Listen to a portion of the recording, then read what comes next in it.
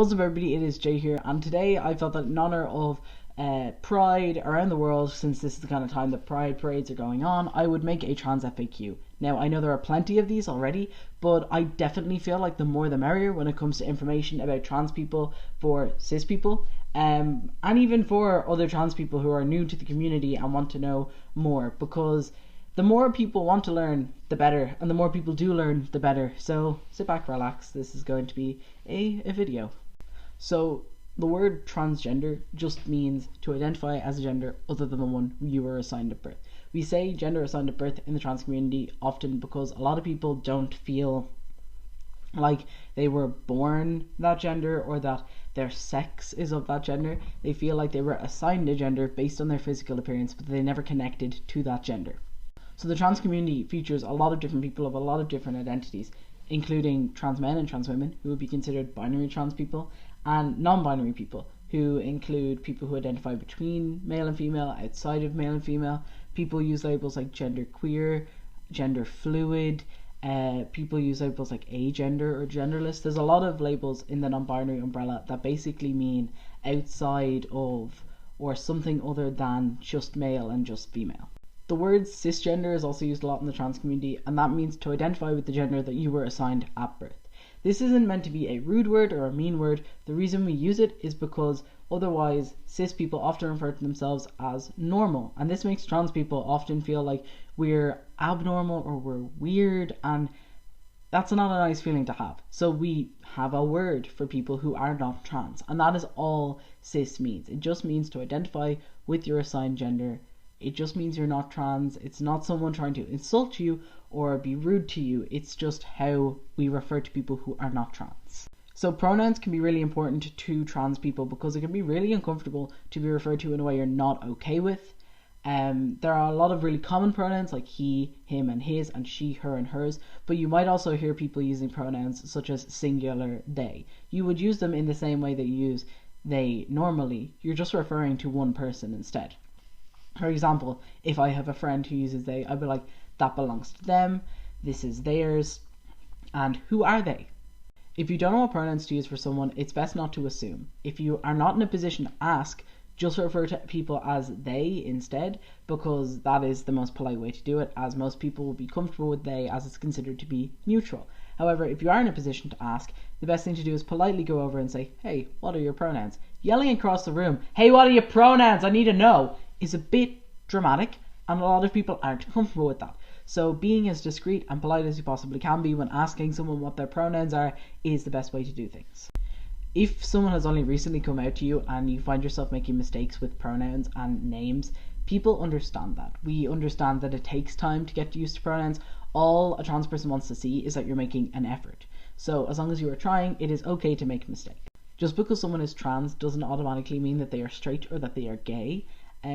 Your gender identity is completely independent of your sexual orientation. So if someone comes out to you as a trans man, that doesn't mean they have to be a straight man. They could be a gay man, they could be bisexual, they could be asexual, pansexual, and any other sexual orientation label that you can come up with. They could be that as well. There's no one specific way to have a sexual orientation as a trans person because all trans people are different. And a side note to that would be, if a trans man is a straight man, then he is attracted to women. If a trans woman is gay, then she's attracted to women. It's based on the gender that you identify as, not what you were assigned at birth. And if a cisgender person is dating a trans person, then the same goes. It's based on the trans person's identified gender, not their assigned gender. So a cis woman and a trans man are in a straight relationship. That does not make the cis woman gay. A lot of people can be really curious about what the phrase transition means, and that makes absolute sense because transition is something different for everybody. Transitioning is basically what you do to make yourself feel more comfortable in your gender identity. For me, that has meant having testosterone so that I look more masculine. It is meaning that I'm planning top surgery so I have a flatter chest because that's what I'm comfortable with. It meant I changed my gender marker to male, and it meant I changed my name, and it meant that I dressed masculinely. But that is different for everybody, and it's about what they are comfortable with. There is no one way to transition, and everybody has the freedom to transition the way that they want to. And it doesn't matter how someone transitions, you should still respect their name and their pronouns and their identity. A lot of trans people understand that cis people can be very curious about hormones and surgery, but it's something that it's best not to ask people about unless they've made it clear they're okay talking about it, because it can be really personal and really private, especially if you're not talking to other trans people about it or people that you don't know very well. It is something that's very individual and important and is a personal choice, and you shouldn't ask people like, oh, have you had the surgery, because it's none of your business what someone has done with their body to make themselves feel comfortable, and it's best to just steer clear of the topic unless a trans person brings it up themselves. A lot of the time people can be curious about why trans people don't just go to therapy or counselling to be comfortable with their assigned gender, and the answer to that is we tried and it didn't work.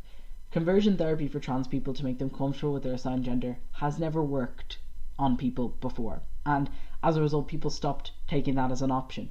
It has been proven at this point that the only way to treat a trans person is to let them transition and let someone embrace the gender they identify as, rather than trying to force them to be someone they're not. In the same way that you cannot force a gay man to be attracted to women, you can't force a trans person to not be trans. So trans people understand that if you are a cis person and you meet a trans person for the first time, there can be a lot of questions and a lot of curiosity. And that's normal. It's normal to be curious about things that you don't know a lot about or that you haven't had much experience with. But the best thing to do is, if you want to ask questions, ask if you can ask. Because it can be really uncomfortable for a trans person to be put on the spot to talk about trans things, especially if it makes you feel like you're only being seen as a trans person, like that's the most interesting thing about you. So if you have questions for a trans person about being trans, the best thing to do is ask, hey, are you okay if I ask you questions about being trans? I don't want to make you uncomfortable. So if that's not okay, just say. Because often you might meet someone like me who's okay with getting questions about being trans, but you also might meet somebody who isn't, and a lot of people aren't. So it's best to ask before you start asking questions, and that way the trans person knows that you have some basic idea of what is and isn't polite to say to a trans person, and it means that they know they have a right to say no, they have the chance to say no, and they have a right to get out of that situation. So thank you for watching this video. I hope you learned something. The comment section is definitely going to be open, so if there are any questions that you would like to ask a trans person, such as myself, feel free to ask them here and now. The like button is down there if you felt like this was a good video, and my subscribe button is over there if you want to watch more videos like mine. So thank you for watching, and I'll see you next time.